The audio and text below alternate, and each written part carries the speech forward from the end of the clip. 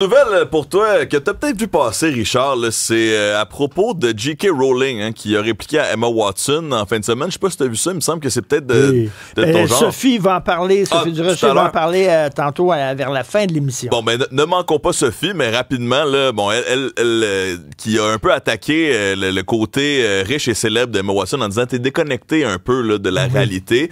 Donc on écoutera Sophie là-dessus. Je te parle plutôt maintenant d'un accident de la route, malheureusement, qui a eu lieu aujourd'hui, là, un accident mortel pour un jeune conducteur de 27 ans. Ça a eu lieu en Montérégie.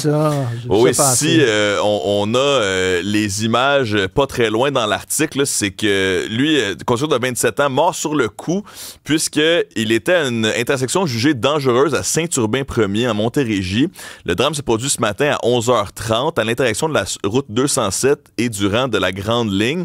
C'est que le conducteur de la voiture n'a pas fait son arrêt obligatoire. Malheureusement, il a manqué son stop. Et il y avait un camion, un poids lourd qui passait là, de l'autre côté, qui n'a pas pu arrêter. Ça menait de façon perpendiculaire sur la route 207. Et là, le choc a été d'une brutalité extrême. Là, la voiture de la victime a été transformée en amas de ferraille. Pour ceux qui nous regardent, là, on voit vraiment là, la voiture qui devient presque une canne de conserve. Alors, on rappelle... Exact. On rappelle les gens la prudence sur les routes, là, évidemment. Là. Mon fils veut commencer ses cours de conduite. Je vous le dis, là, je ne dormirai plus. Voilà. Il me reste quelques mois encore à pouvoir dormir et c'est terminé après ça.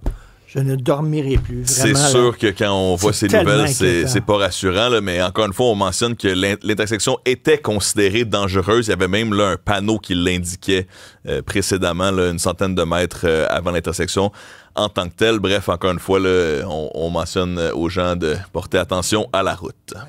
Stéphanie.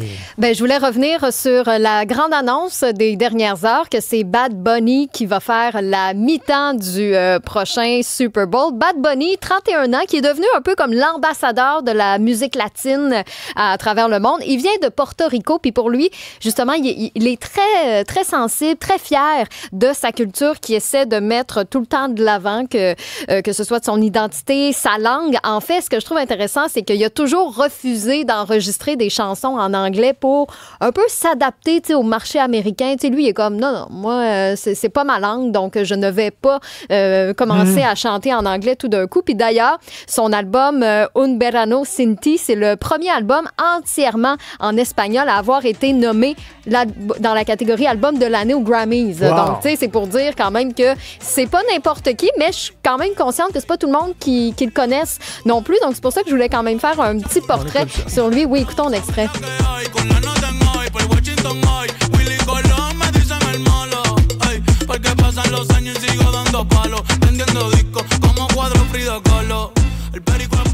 Donc, on s'entend, ça va être festif, là, quand même, comme mi-temps. C'est hip-hop latin, là. On sent parfois l'influence de Drake, j'ai envie de dire, mais avec le côté hispanophone. Puis effectivement, tu disais, il n'a jamais changé sa langue pour plaire. Il y a quand même, là, environ 600 millions d'hispanophones dans le monde. Donc, ça a été utile pendant un certain temps dans l'industrie de la musique d'aller chercher carrément ce marché-là à 100%. Moi, la première chose que je me suis dit quand j'ai vu la nouvelle que c'était lui qui allait faire le spectacle à mi-temps, je me suis dit, ça sera pas Taylor Swift, là, pour déplaire. OK.